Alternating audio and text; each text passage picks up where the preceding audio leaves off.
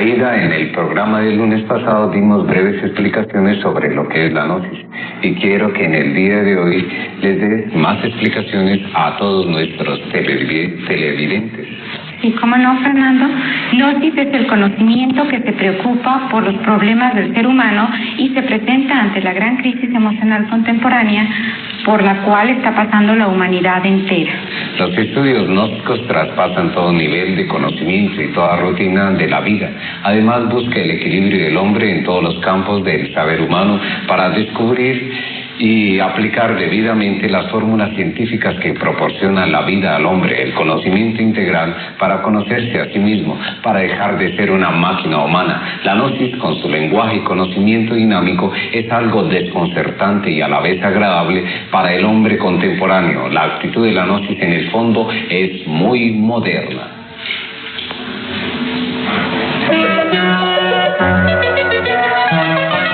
Las momias de Egipto.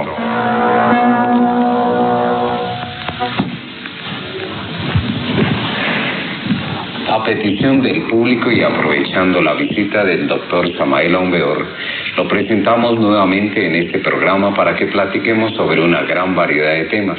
Claro que esta vez ya dejaremos un poco aparte el tema de la gran catástrofe final, ¿no es así, Aida? Claro, Fernando. Ahora hemos traído una serie de preguntas, nada menos que sobre el enigmático tema de las momias egipcias. Doctor Samael, se sabe que existen dos clases de momias, las momias vivas y las momias muertas. ¿En qué se diferencian estas? Ciertamente existen dos clases de momias, las vivas y las muertas. Junto a las muertas aparece siempre en los sarcófagos un vaso de alabastro contentivo de vísceras del difunto. Las momias muertas no tienen junto ningún vaso de alabastro. Indubitablemente, los egipcios conocieron una ciencia, los modernos ni remotamente sospechan. Ellos, con procedimientos exóticos, extraños, ponían su cuerpo físico en estado de catalepsia. Y esos cuerpos catalépticos colocados entre el sarcófago y escondidos en determinados lugares pudieron conservar sus funciones hasta nuestros días. Sus funciones obviamente se hallan en estado latente. Las momias vivas son una maravilla de la ciencia antigua. Aunque ustedes no lo crean, actualmente en el mundo existen maestros escapados de sus sepulcros milenarios, viviendo entre la humanidad en pleno siglo XX. Esta clase de maestros inmortales se ríen francamente de nuestra tan cacareada civilización moderna. Díganos usted, doctor, el caso de Lonsan Rampa es un caso de intercambio atómico entre una momia viva y su actual cuerpo. Ciertamente, así es. Martes Lonsan Rampa murió. Su cuerpo físico fue momificado. Sin embargo, como bien lo dice el mismo autor, se metió entre el cuerpo de un inglés. Quiero decir que su alma o espíritu, como ustedes quieran llamarle, se metió entre el cuerpo físico de ese personaje. Posteriormente, mediante el intercambio atómico, Martin Lonsan Rampa volvió otra vez a revestirse con su cuerpo físico tibetano, aunque ya en forma transformada, claro está. Es magnífico el relato que Martin Lonsan Rampa hace. En todo caso, nosotros lo hemos tomado muy en serio. Y así es. Indubitablemente, las momias egipcias son algo similar, pero mucho más avanzado. Doctor, las excavaciones excavaciones realizadas por los arqueólogos y egiptólogos de las pirámides de Egipto pueden poner en peligro la evolución, o más bien dicho, el desenvolvimiento de las momias? Los arqueólogos están cometiendo muchos delitos de profanación. Bien sabemos el caso de la momia de Tutankamón. Los 22 arqueólogos que se atrevieron a profanar esa sepultura murieron. Que sepan los modernos que los antiguos eran más sabios y que inútilmente intentarán burlarse de las amenazas hechas pues por los sabios de la antigüedad y escritas en los muros invictos de esas sepulturas sagradas. En todo caso, abrir tales sepulturas es un peligro verdaderamente. Empero, las momias vivas no serán encontradas tan fácilmente. Están debidamente protegidas por métodos secretos que nosotros jamás divulgaremos. Los arqueólogos modernos podrán encontrar momias muertas, pero las vivas están guardadas en algunos lugares para bien de la humanidad.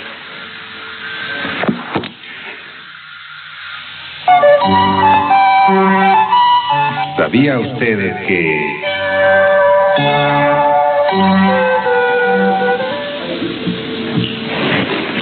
los egipcios vivían a orillas del Nilo y se sabe perfectamente que el gran recorrido que hace por estas tierras este río no se encuentran yacimientos de oro alrededor? ¿Acaso es que la gran sabiduría y maestría que lograron los egipcios les permitió lograr la transmutación de los metales bajos en oro?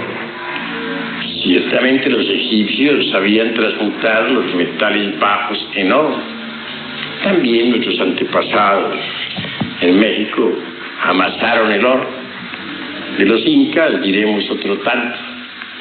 Así que es verdad que en los antiguos tiempos existieron verdaderos alquimistas capaces de transmutar plomo en oro. Obviamente el oro en sí mismo es un precioso metal, no solamente desde el punto de vista como valor económico, sino también a la luz de las verdades trascendentales del espíritu.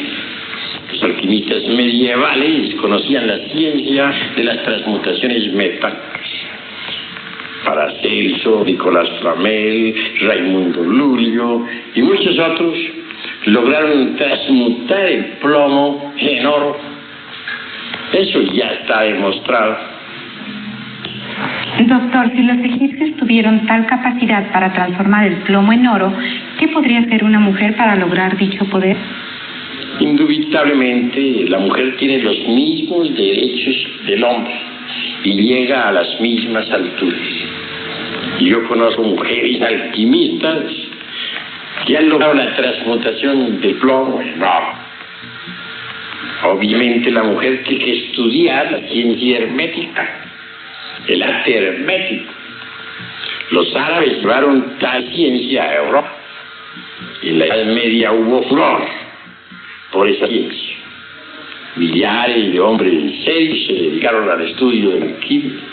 Recordemos a Abate Tristemo, el maestro de Paracelso y de Cornelio Agripa, gran alquimista.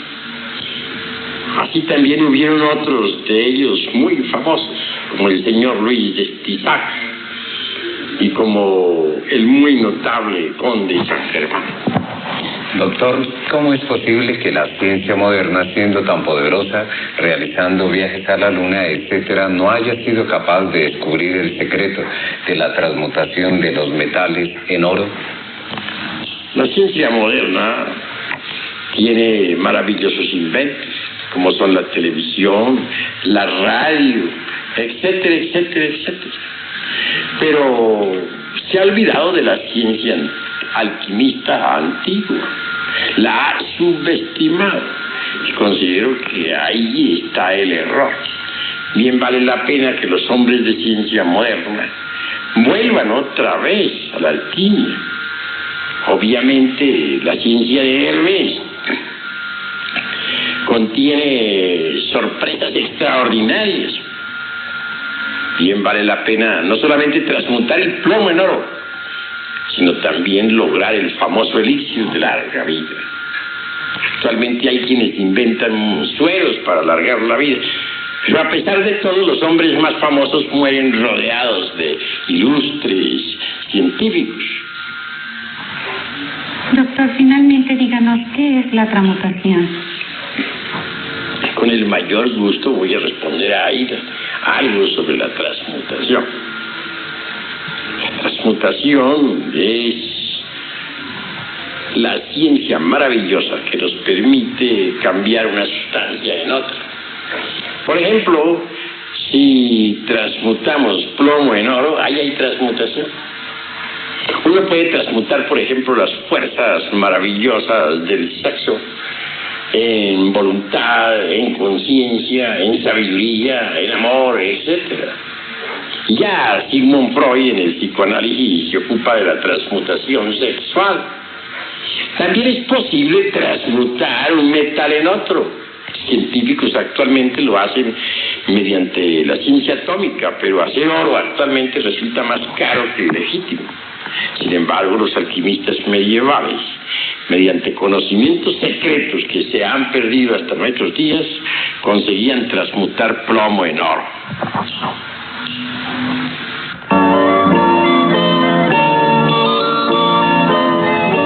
La alquimia.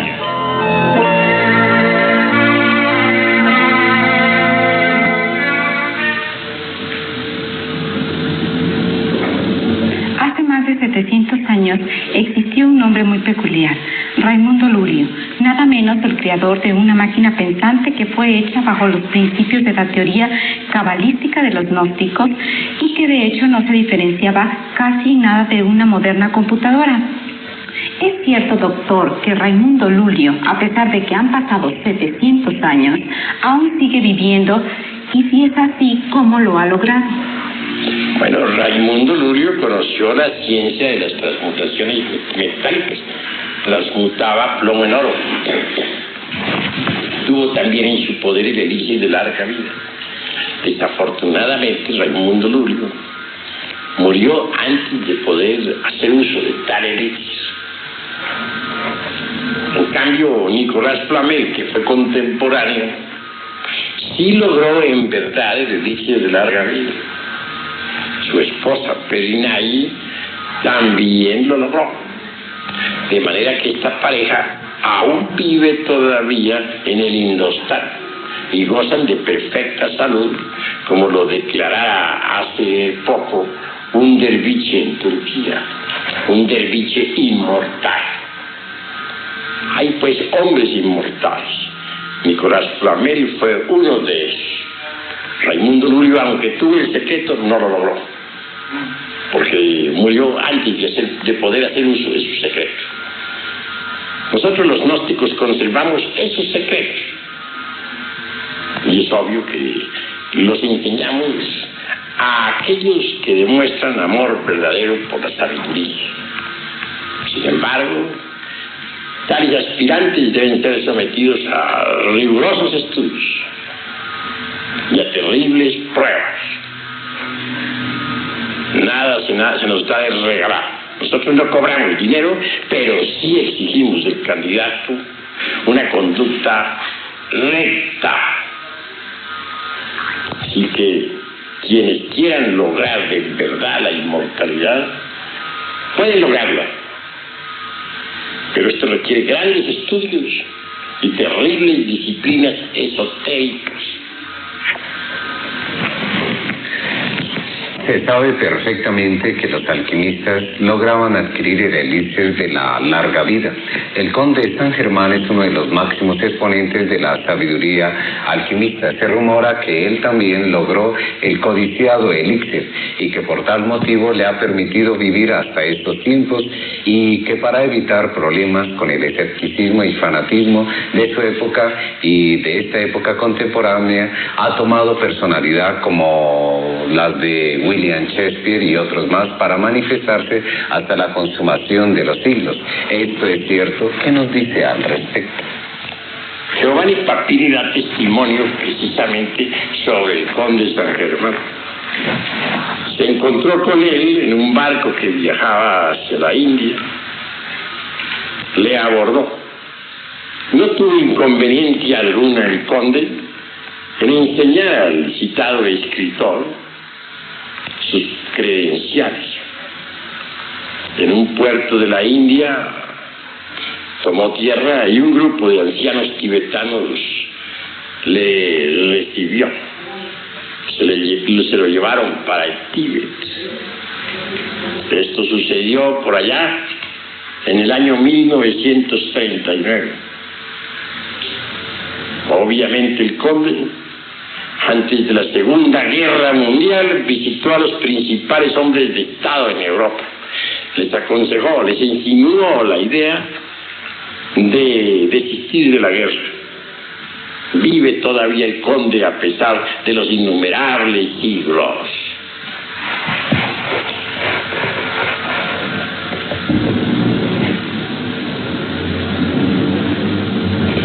Otro de los excéntricos alquimistas de la antigüedad y que se supone lograron la eternidad al haber encontrado la piedra filosofal fue Nicolás Flamel. ¿Qué nos puede usted decir al respecto? Bueno, Nicolás Flamel, gran sabio alquimista, grabó en los muros invictos del templo de Nuestra Señora de París símbolos magníficos, alegorizando las distintas etapas de la alquimia.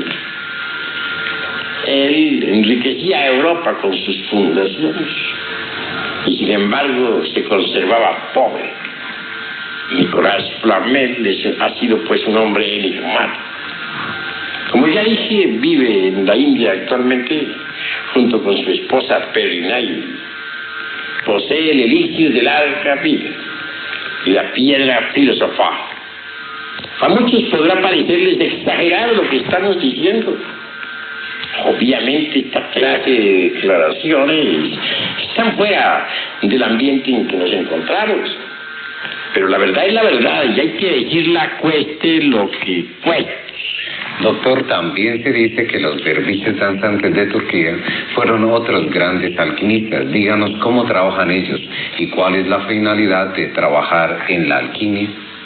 Hay 30 derviches danzantes inmortales en Turquía. Se reúnen cada 20 años en ese país. Ellos, mediante la ciencia de la alquimia, consiguieron inmortalizarse. Todo alquimista es un mutante. El cuerpo del alquimista tiene que pasar por 3 etapas definidas. Primera, reincrudación. Segunda, revitalización. Y tercera, mutación. Así que cualquier alquimista auténtico es un mutante. Nosotros los alquimistas conocemos la ciencia de la vida y la manejamos. La ciencia oficial no conoce la ciencia de la vida. Nosotros sí la conocemos y podemos inmortalizarla.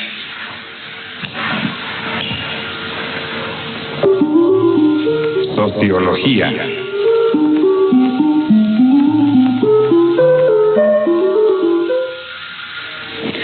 Todos los mexicanos somos grandes amantes de las corridas de toros.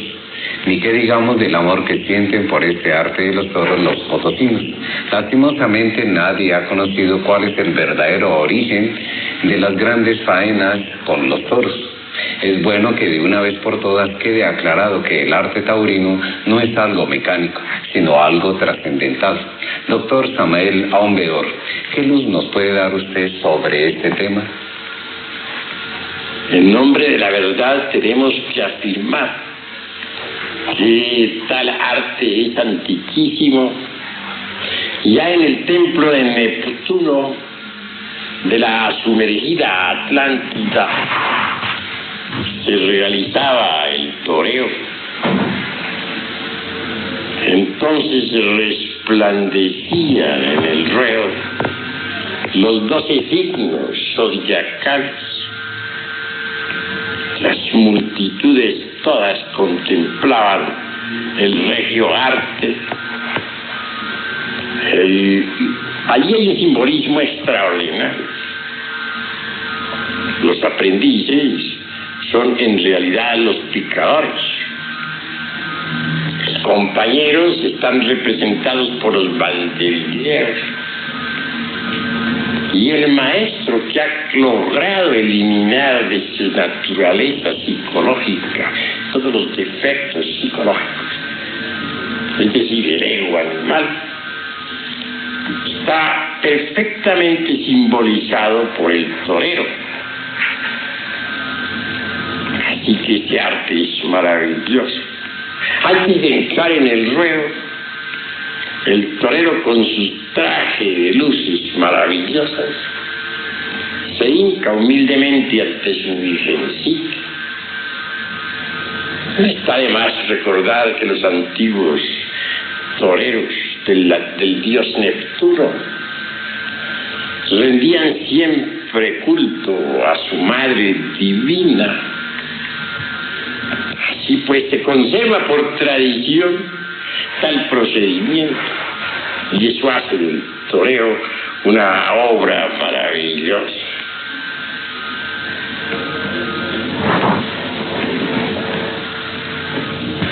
Qué extraordinario y qué maravilloso es el significado que nos acaba de dar del arte taurino, doctor. Nos gustaría que nos siguiera platicando sobre esto.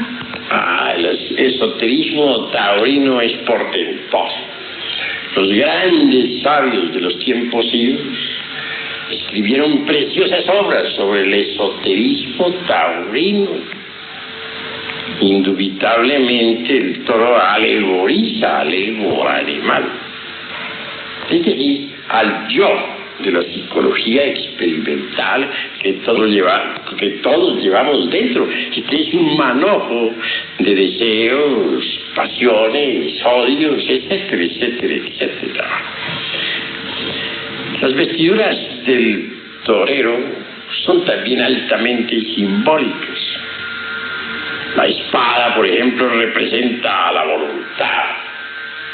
voluntad que necesitamos para dominarnos a sí mismos, para controlar nuestras pasiones animales. La capa debe representar en forma enfática la sapiencia, la sabiduría, y en general todo lo que existe pues en el arte taurino resulta profundamente alegórico. El esoterismo taurino nos lleva a la sapiencia.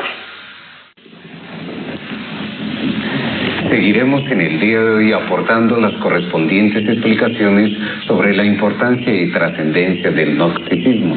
Aida, nos vemos en la necesidad de aclarar que sin previa información sobre la antropología gnóstica sería algo más que imposible el estudio riguroso de las diversas piezas antropológicas de las culturas azteca, tolteca, maya, egipcia, etcétera, etcétera. En cuestiones de antropología profana, dispénseme la similitud, si se quiere conocer resultados, se observará que son limitados y sin aportación práctica para todos nosotros los humanos. Los códices mexicanos, papiros egipcios, ladrillos asirios, rollos del Mar Muerto, extraños pergaminos, así como ciertos templos antiquísimos, sagrados monolitos, viejos jeroglíficos, pirámides, sepulcros milenarios, etcétera, ofrecen en su profundidad simbólica un sentido gnóstico que definitivamente escapa a la interpretación literal y que nunca ha tenido un valor explicativo de índole exclusivamente intelectual. El racionalismo especulativo, en vez de enriquecer el lenguaje gnóstico, lo empobrece lamentablemente, ya que los relatos gnósticos escritos o alegorizados en cualquier forma artística se orientan siempre hacia el ser en el espíritu, en el íntimo. Bien saben los divinos y los humanos que el silencio es la elocuencia de la sabiduría. Por eso los simbolismos gnósticos tienen un fondo esotérico trascendental que en silencio dice mucho.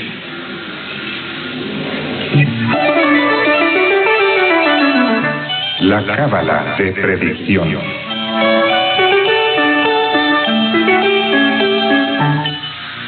Mucho se ha escrito en revistas como Duda testimonios del insólito y otras más que circulan en la actualidad, dando una gran variedad de explicaciones y hasta contradictorias afirmaciones sobre el enigma de la esfinge egipcia. Díganos usted, doctor, como conocedor de estas ciencias antropológicas, ¿cuál es el enigma que encierra la esfinge?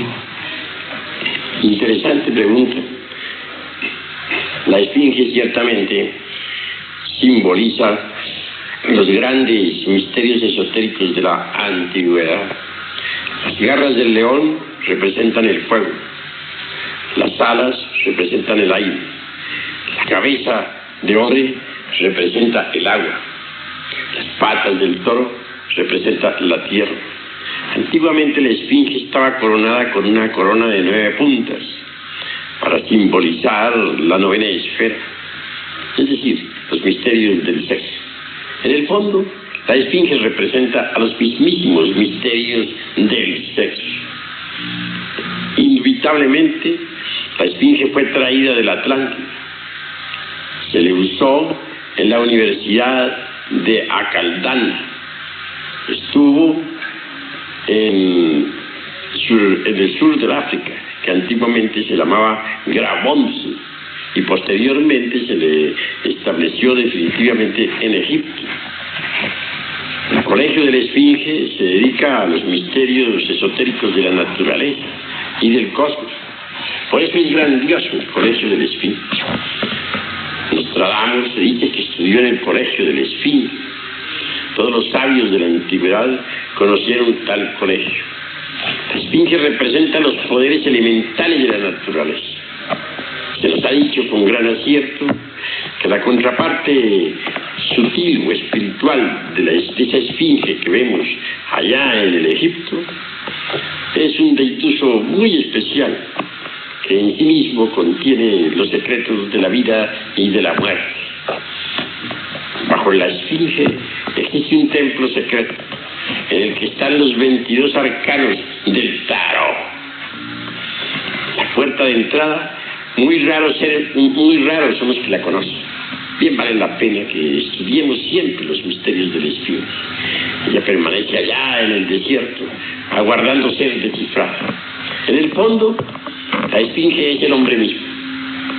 Y esto es bastante interesante de por sí. La esfinge viene a indicarnos el sendero secreto que va a conducirnos inevitablemente hasta la liberación final. Develar el misterio de la esfinge, él lo indica. Mas cuán pocos son los que develan tal misterio. Quien llegue a descubrir todos los misterios de la esfinge se vuelve un sabio. Doctor, es cierto que los egipcios eran descendientes de los atlantes y que de ellos aprendieron los misterios como la cábala, etcétera, y que cuando vino el hundimiento, o sea, el diluvio, ellos transportaron la esfinge a Egipto. Si eso sucedió, ¿cómo lo pudieron haber hecho? No, ciertamente, y en nombre de la verdad, tenemos que decir que la esfinge viene del Atlántico. La sociedad de Acaldana era una sociedad de sabios. Tenía siempre frente a su edificio la esfinge. Después de la sumersión del continente Atlante, entre las embravecidas olas del océano que lleva su nombre, la esfinge fue llevada al sur del África, que entonces, repito, se llamaba continente de Grabonce, y posteriormente se le colocó en Egipto.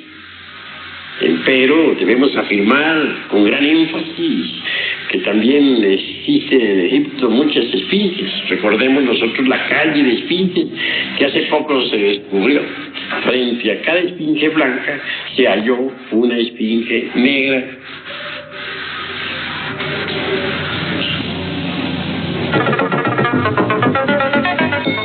Hermenéutica.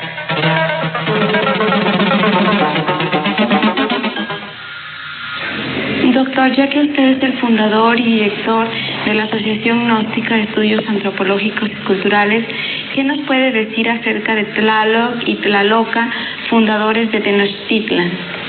Ciertamente nosotros los mexicanos tenemos aquí en nuestro país verdaderos portentos de sabiduría antigua. Indudablemente, Tlaloc, el dios de la lluvia, es un deiduso que ciertamente existe, pero su verificación solo puede ser realizada por sujetos que hayan desarrollado los centros superiores del ser, es decir, la clarividencia, la intuición, la clariaudiencia, etc. Tlaloc, para los esoteristas, vive normalmente en el mundo de las causas naturales. El Tlalocan es precisamente un paraíso molecular, existente en la quinta coordenada. Los antiguos bien sabían de tal paraíso. En el Tlalocan están las criaturas de las aguas, que obedecen a Tlaloc. Quiero referirme a los elementales de las aguas, citados por Felipe Teofasto, Bombastro de Ongein, Aureola, Paracelso. Así pues, que todos esos deidusos de nuestro país tienen existencia real. En el fondo vienen a simbolizar exactamente lo mismo que las deidades cristianas. Recordemos que en el cristianismo tenemos ángeles, arcángeles, serafines, etcétera, etcétera, etcétera. Así también nuestros antepasados tenían sus cortes angélicas. Incuestionablemente todos los deidusos de nuestros antepasados eran ángeles. Son los mismos ángeles del cristianismo. Bien vale la pena que reflexionemos en todo eso. En cuanto a otros personajes, hay que reflexionar un poco. Quetzalcóatl, por ejemplo, el Cristo mexicano, un hombre que encarnó en sí mismo el verbo, la palabra, una viva representación del Dios interior profundo. Se nos habla también de la gran Tenochtitlán. Indubitablemente que Huitzilopochtli fue el fundador, el esotérico de la gran Tenochtitlán. Huitzilopochtli es como un arcángel para los antiguos. Y en cuanto a nosotros, los miembros de la Asociación Gnóstica de Estudios Antropológicos y Culturales, le seguimos en el fondo recordando con gran amor. Es decir, le rendimos culto en nuestro corazón.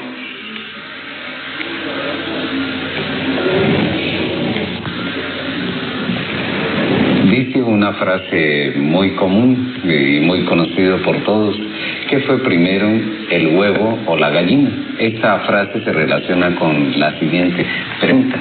Dicen que los mayas y aztecas fueron los iniciadores de las civilizaciones griega, china, egipcia, también inclusive la tibetana. Si es este el caso, ¿es una realidad o es el caso contrario, que estas civilizaciones vinieron a formar las nuestras? Bueno, está interesante la pregunta. Para mi modo de ver y de entender, los mayas tienen su raíz en el continente sumergido Atlántico, enorme continente que otrora existiera en el océano que lleva su nombre. Los mayas entonces tuvieron una poderosa cultura. Antes de la sumersión de ese viejo continente, acaecida por el famoso diluvio universal, citado en tantas escrituras religiosas, los mayas emigraron ya hacia el Tíbet, ya hacia la India, ya hacia el Egipto, ya hacia Guatemala y Centroamérica, o Yucatán, etc. Pues los mayas fueron grandes civilizadores. No está de más recordar que algunas pirámides que actualmente existen en Egipto son de origen maya. Tampoco está de más recordar que aquellas palabras solemnes que el gran Kabir Jesús, el Cristo, pronunciara en el Gólgota, Elí, Elí, lama sabachthani, son mayas, traducidas exactamente al español por cualquier indito maya. Quieren decir: me oculto en la prealba de tu presencia. Jesús, el gran Kabir, aprendió el maya en el Tíbet. No debemos olvidar jamás que el naga maya tibetano, que el mismo alfabeto. En el Tíbet se conoce el maya como el naga. Así que los mayas fueron siempre los grandes civilizadores, y su origen es Atlante. Poseen una sapiencia única. Hoy por hoy la sabiduría de los mayas se encuentra en secreto. Se cultiva en el silencio de la noche. En un futuro, tal sabiduría será entregada a la humanidad. Indubitablemente, el continente Atlante tuvo poderosa civilización. Los mayas representan en el fondo a ese gran continente. La sapiencia de los mayas se ocultó entre los monasterios tibetanos o en las pirámides de Egipto o de Yucatán.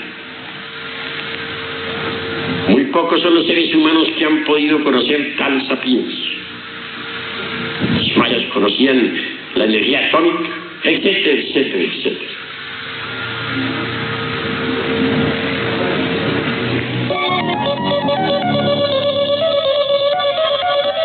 El cosmos y ustedes.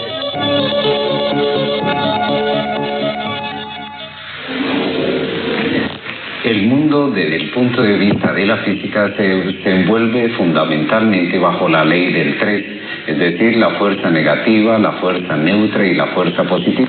¿Tiene que ver esto con los fenómenos cósmicos, doctor Samael? Y otra pregunta, ¿existe otra ley cósmica más superior que la ley del 3? En realidad, la ley del 3 es fundamental. No debemos olvidar que el santo Triamaticamno, es decir, la ley del 3, se expresa en 3 formas: positiva, negativa y neutra. En el átomo existe la fuerza positiva, la negativa y también la neutra. Para que haya creación se necesita que las 3 fuerzas coincidan en un punto A. Lo contrario, la creación sería imposible. Pues la ley del 3 puede crear, pero para que exista un cosmos organizado se necesita la ley del eterno hepta para parchiloj, es decir, la ley del 7. El 3 crea, el 7 organiza. Más allá de las leyes del 3 y del 7, pues hay muchas otras leyes. En el fondo, la ley del 3 viene de la única ley, que es la del Logos, creador, la del eterno Padre Cósmico, común. Así que bien vale la pena comprender lo que es la ley del 3. Las gentes subestiman mucho la tercera ley, el santo con ira, por la fuerza neutra. Y esa fuerza hay que aprenderla a manejar cuando se quieren neutralizar las influencias peligrosas. Las fuerzas positiva y negativa son maravillosas. Ellas se unen para crear, pero la tercera ley las concilia y entonces se realiza la creación. El hombre representa la fuerza positiva, la mujer la fuerza negativa. La tercera fuerza, la del Espíritu Santo, concilia a las 2 y entonces se realiza una creación. Pero todo tiene que desenvolverse dentro de la ley del 7. Es decir, el 3 crea, el 7 organiza. Indubitablemente, la humanidad está muy lejos de saber cuál es el modus operandi de la ley fundamental 3. En todo caso, el Padre es el 1, el Hijo 2, el Espíritu Santo el 3. Son, como dicen las Sagradas Escrituras, 3 personas distintas y un solo Dios verdadero. Dios, en el fondo, la única ley, pero para expresarse necesita derivarse en 3 aspectos que son creadores. El santo Triamaticamno indubitablemente jamás queda embotellado en los mundos. Nunca. Empero puede crear y siempre crea. Conocemos perfectamente algunas de estas cosas. Me imagino que igual le sucede a los televidentes. Usted habló hace un momento sobre la ley de los 7. Existen 7 planetas, fundamentados en la frase de Hermes Trismegisto, lo que es arriba es abajo. ¿Cómo van estos 7 planetas sobre nosotros? Bueno, obviamente existen 7 planetas bien conocidos en la astronomía, pero dentro de nuestros estudios esotéricos nos interesan más bien los planetas psicológicos. Tal como es arriba es abajo. El microcosmos es análogo al macrocosmos. En nosotros, en nuestro interior, en nuestra psiquis, tenemos la viva representación de los 7 planetas. Empero, existen transmutaciones metálicas durante el trabajo de autorrealización íntima del ser. El viejo de los siglos, Saturno, debe convertirse en el niño, la luna. El Júpiter tonante que llevamos dentro debe transformarse realmente en el Mercurio de los sabios, en la inteligencia, en la sapiencia. En cuanto al guerrero belicoso, Marte, debe convertirse en nosotros en el Venus del amor. En el fondo, en el centro queda siempre el Sol, como dador de toda vida. Así pues, dentro de nosotros deben verificarse ciertas transmutaciones metálicas importantes en la alquimia.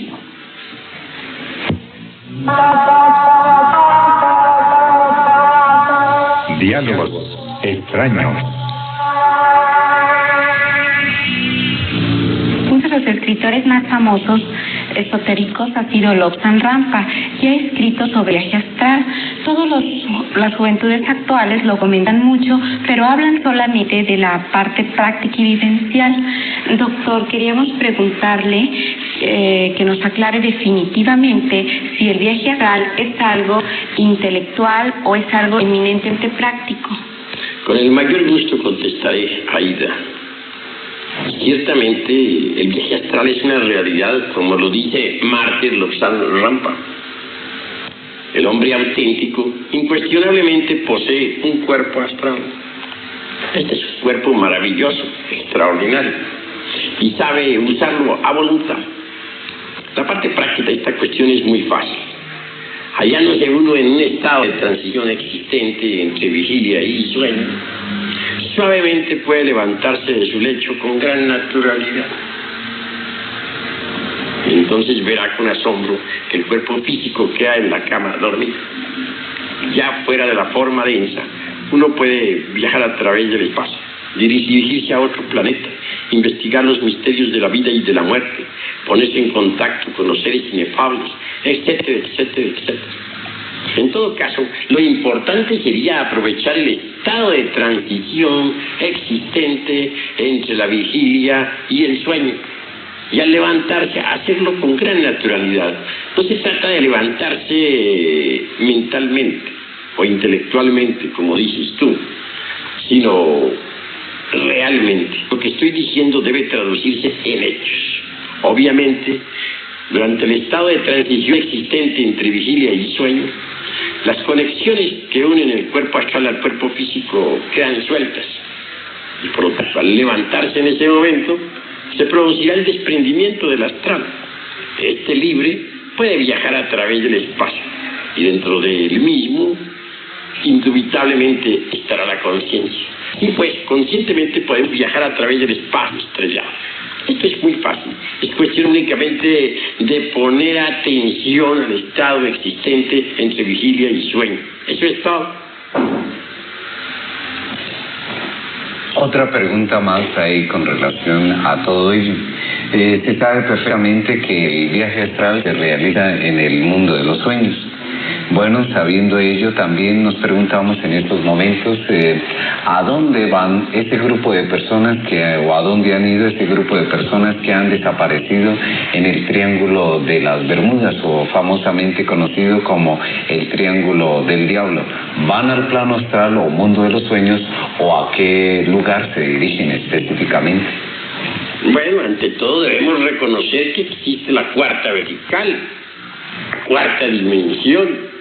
En el citado triángulo puede uno perderse en la cuarta vertical. Es decir, en ese triángulo por ti citado algunos aviones han perforado la cuarta dimensión, o mejor dicho, han entrado en la cuarta dimensión. En todo caso, hay una puerta para entrar en la cuarta dimensión. El que penetra por tal puerta, ostensiblemente queda viviendo en la cuarta vertical. En modo alguno debemos sorprendernos si afirmamos enfáticamente que en la cuarta dimensión existe una humanidad completamente paradisíaca. La hay, eso es cierto, aunque los escépticos no creen en estas cosas. Pero, ¿qué importa a la ciencia y qué a nosotros?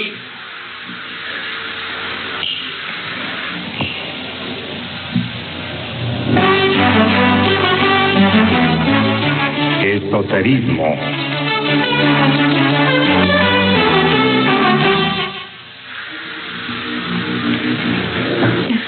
Doctor, finalmente he observado minuciosamente que tanto las esculturas mayas como los aztecas resaltan constantemente el simbolismo de la serpiente. ¿Cómo ve la antropología gnóstica este símbolo sagrado de las civilizaciones de Mesoamérica? Ciertamente que el símbolo de la serpiente es universal. No está de más recordar que en el mismo Tíbet tenemos la serpiente emplumada. Obviamente, la serpiente es sagrada, representa la sabiduría divina. Indubitablemente, dentro de cada ser humano existe la energía creadora.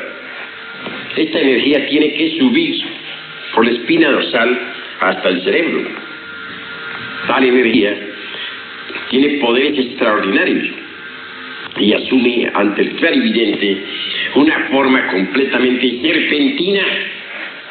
Si la gente aprendiera a transmutar su energía creadora, se transformaría totalmente. La serpiente sagrada nos da la sabiduría. La sabiduría de la serpiente es poderosa. Se dice de Quetzalcóatl que era una serpiente de sabiduría. Los hierofantes antiguos de Caldea, de Persia, se llamaban a sí mismos serpientes. Botán asegura en forma enfática que él entró por un hueco dentro del interior de la tierra. Dice que entró por un pasadizo secreto, por donde solamente pueden entrar las serpientes. Botán mismo exclama diciendo: soy una serpiente. Así también exclamaban los celtas y los druidas. Así que la serpiente es un poder neoflamígero que está relacionado íntimamente con el sexo y que los indostanes llaman Kundalini. Sube por el canal medular espinal de la secta gnóstico hasta el cerebro, cuando uno ha caminado por la senda de la más perfecta castidad. Entonces resplandece maravillosamente dentro del aura del universo. La serpiente tiene poder para darnos la sapiencia. De hoy que tenemos al científico y filósofo contemporáneo Samael Aun Weor, queremos aprovechar su presencia para hacerle un tipo de preguntas de interés mundial. ¿Nos podría decir usted, doctor Samael Aun Weor, qué es la entropía? Ciertamente, la entropía es un proceso desordenado, involutivo. Incuestionablemente existe entropía dentro de nuestra idiosincrasia psicológica cuando no trabajamos sobre sí mismos, cuando no buscamos una transformación radical, cuando nos contentamos ser así como somos. Por estos tiempos, todo marcha en forma descendente, desordenadamente, involutivamente. La entropía tiende a igualar todo. Así vemos que después de un largo proceso involutivo llega la muerte. No es pues extraño que todo quede igualado. Si colocamos una marmita llena de agua caliente junto a otra llena de agua fría, obviamente se producirá cierto desorden involutivo decadente en las dos marmitas. Al fin, después de todo, quedan completamente igualadas. En forma análoga diremos que si nosotros no trabajamos sobre sí mismos, si no buscamos una transformación radical de toda nuestra idiosincrasia psicológica, a la larga, los habitantes de este planeta Tierra quedaremos todos igualados. Seremos la muerte misma. Y eso sería lamentable.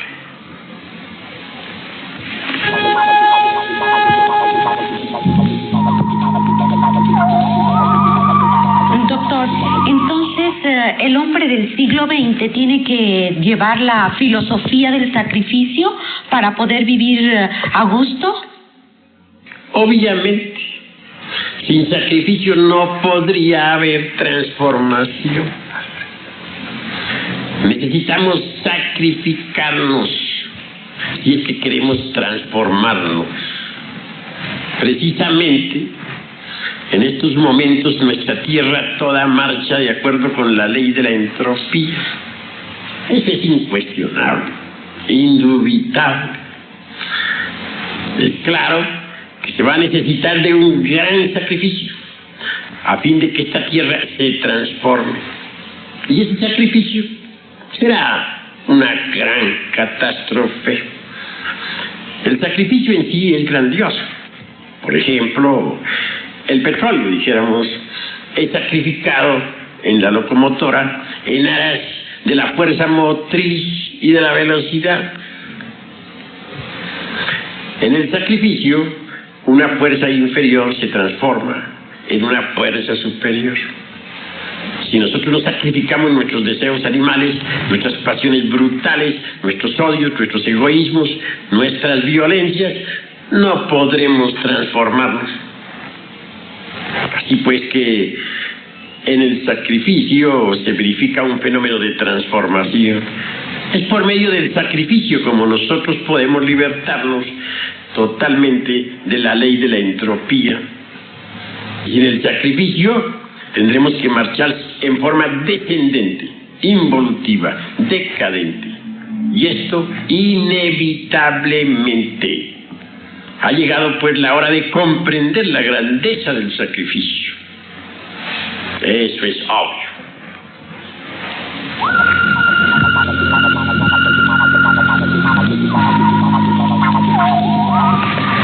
Ya que se habla de catástrofes, profecías y otras cosas raras que atemorizan a la humanidad, ¿nos podría decir algo sobre Miguel de Nostradamus, doctor Samael Aumbeor? Con mucho gusto. Resulta que Miguel de Nostradamus fue un gran médico astrólogo de la Edad Media. Se educó en la sabiduría de los egipcios. Dicen que pasaba las noches enteras mirando fijamente y sin parpadear el agua contenida en un cazo de cobre. Afirman algunos que en esa agua lúcida pudo él ver con entera claridad meridiana los acontecimientos del futuro.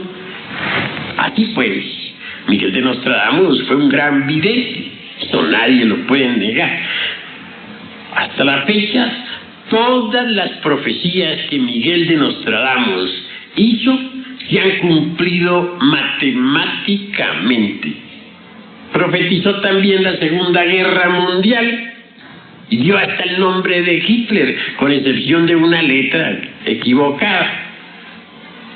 Creo que más bien los equivocados fueron los traductores, entre paréntesis.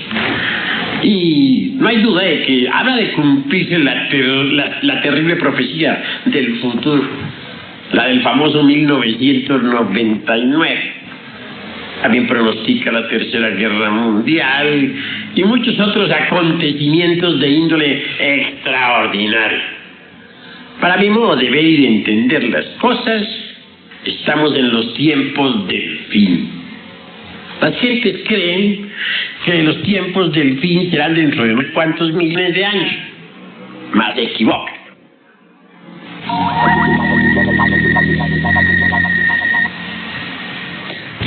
Doctor, ya que mencionó lo de la Tercera Guerra Mundial, los científicos modernos la comentan mucho. ¿Es cierto que habrá una terrible Tercera Guerra Mundial? Eso es indubitable. Miguel de Nostradamus profetizó la primera y la segunda y también la tercera. Grandes sabios del pasado ya habían profetizado 3 guerras mundiales para el presente siglo. Yo creo que la peor va a ser la que viene, la tercera. Será un verdadero holocausto atómico, espantoso. Desaparecerán las principales ciudades del mundo con las explosiones nucleares. Lo más grave de todo es la contaminación radioactiva. Con la Tercera Guerra Mundial se contaminará la atmósfera en forma espantosa. La radioactividad infectará completamente el aire, las aguas y en general todo lo que existe. Las lluvias, por ejemplo, que tendremos serán radioactivas. Las cosechas se perderán. Y se perderán sencillamente porque nadie podrá utilizarlas. Eso es todo. Eso de tener uno que comer alimentos contaminados por la radioactividad es gravísimo. Mas así sucederá. No hay duda de que esta Tercera Guerra Mundial está a las puertas.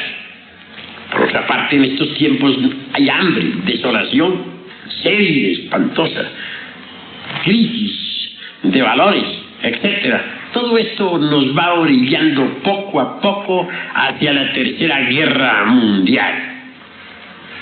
Incuestionablemente, cada uno de nosotros carga dentro de sí los factores que producen guerra: egoísmo, odio, etcétera, etcétera, etcétera.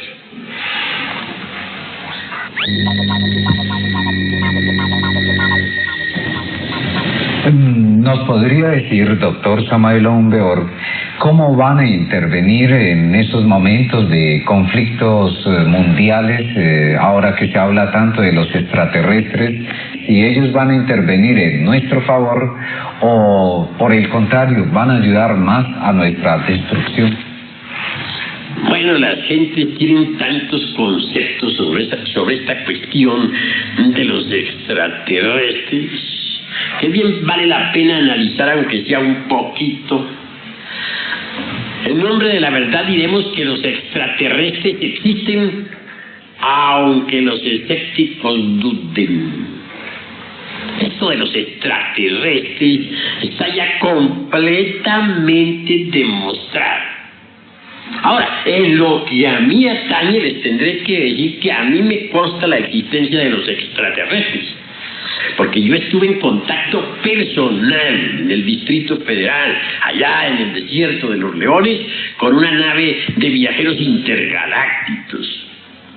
Nunca he contado estas cosas, porque no veo motivo como para estar relatando esta historia a todas horas. Ahora bien, lo que sí quiero decirles a ustedes en forma enfática es que ellos quieren ayudarnos. Y no tiene nada de raro que tengan que intervenir en el momento en que nosotros nos precipitemos en el gran holocausto atómico. Ellos siempre han ayudado a la humanidad. Surcan el espacio por todas partes. No es la primera vez que nos visitan. Siempre nos han visitado y siempre nos seguirán visitando. Indubitablemente no pueden dejarnos abandonados. Tendrán que intervenir para ayudarnos. Son hombres en el sentido más completo de la palabra, pero hombres verdaderos. Hago cierto énfasis en esta afirmación porque sucede que nosotros los terrícolas somos más bien animales intelectuales. Y eso es todo. Doctor, se habla mucho del planeta Hercóbulos o planeta rojo, llamado así por los científicos. ¿Es cierto que este planeta chocará con la Tierra? Bueno, lo que usted está diciendo está ya debidamente comprobado en todos los observatorios del mundo. Mas quiero aclarar que el choque será de tipo electromagnético. No es un choque físico de masas. Es claro que si el planeta Hercólogos pasa demasiado cerca de nuestro planeta Tierra, tiene que producirse una catástrofe. Sucede que Hercólogos es un mundo gigantesco. Podríamos aseverar que es varias veces más grande que Júpiter, el titán de nuestro sistema solar. Y al pasar cerca a nuestro mundo, tendrá que producir una revolución de los ejes de la Tierra. Entonces los mares cambiarán derecho y las tierras actuales se sumergirán entre el fondo mismo del océano. Mas antes de que venga la catástrofe de la revolución de los ejes de la Tierra, el fuego entrará en actividad. Indubitablemente, conforme Hercólogos se vaya acercando, el fuego líquido que existe en el interior de nuestro mundo saltará a la superficie.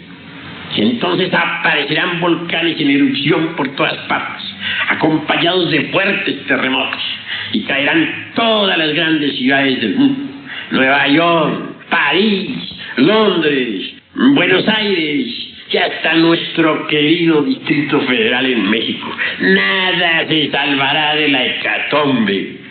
Los que no crean, que no crean. Hechos son hechos y ante los hechos tendrán que rendirse. Así pues que Hercólogos se acerca y hasta la vista de todos los observatorios del mundo.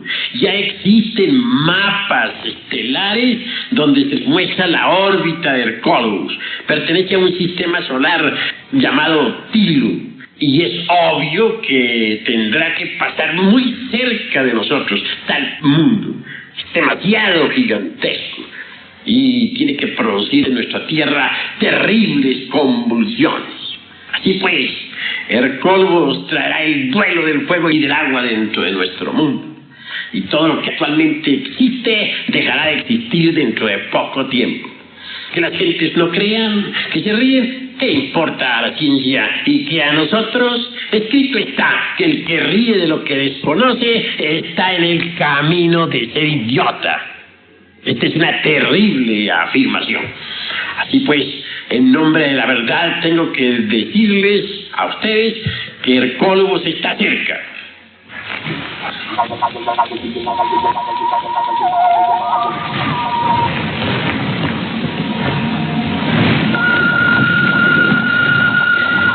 ¿Nos podría usted decir, doctor Samael Aumbeor, en base a sus planteamientos pues verdaderamente interesantes, en qué consistirá la catástrofe mundial del año de 1999?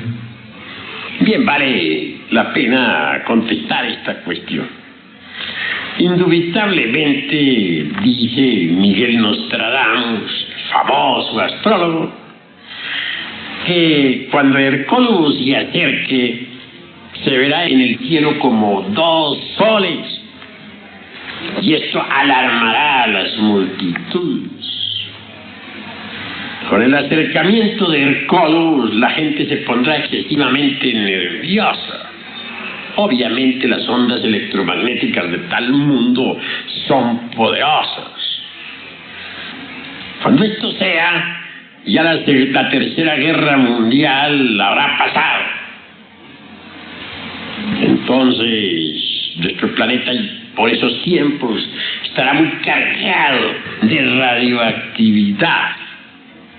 Dice Miguel de Nostradamus que con la llegada de Hercólogos, todo lo que actualmente existe dejará de existir. También afirma claramente que los astrónomos de aquella época, incapaces de entender la honda significación que encierra este movimiento estelar, harán planes a lo lindo para el futuro. Tendrán bellos sofismas de distracción, que entonces las gentes, confundidas por los sabios terrícolas, no tendrán ni la más remota oportunidad de defenderse. Ahora bien, cada vez que Hercólogos ha llegado a la Tierra, se ha producido una catástrofe. Llegó al final de la raza lemúrica, y entonces los fuegos de aquel continente entraron en erupción, Y ya sabemos que la Lemuria se hundió a través de 10.000 años de terremotos. Llegó al final de la época Atlántida, y ya sabemos que los habitantes de la Atlántida perecieron devorados por las aguas, según lo dice el diluvio universal, según lo mencionan los historiadores religiosos de todas las edades y de todas las épocas. Y viene ahora precisamente al final de nuestra raza aria, para poner punto final a esta civilización degenerada y decadente. La humanidad ya está lo suficientemente madura como para recibir el castigo final. Esta es la cruda realidad hallada en las tremendas profecías de Nostradamus, tal como están escritas en su famoso libro titulado Las Centurias. Y aquellos que nos escuchen tengan la bondad de estudiarse esa obra y verán confirmadas mis afirmaciones. Así pues que la base fundamental de la gran catástrofe estará en la llegada de Hercólogos. Los astrónomos lo tienen a la vista de sus telescopios en estos momentos, y en todos los observatorios del mundo ya está pintada la catástrofe, está dibujada en los distintos mapas cósmicos. Si actualmente no se le está haciendo mucha publicidad a esta cuestión, es para evitar la psicosis colectiva.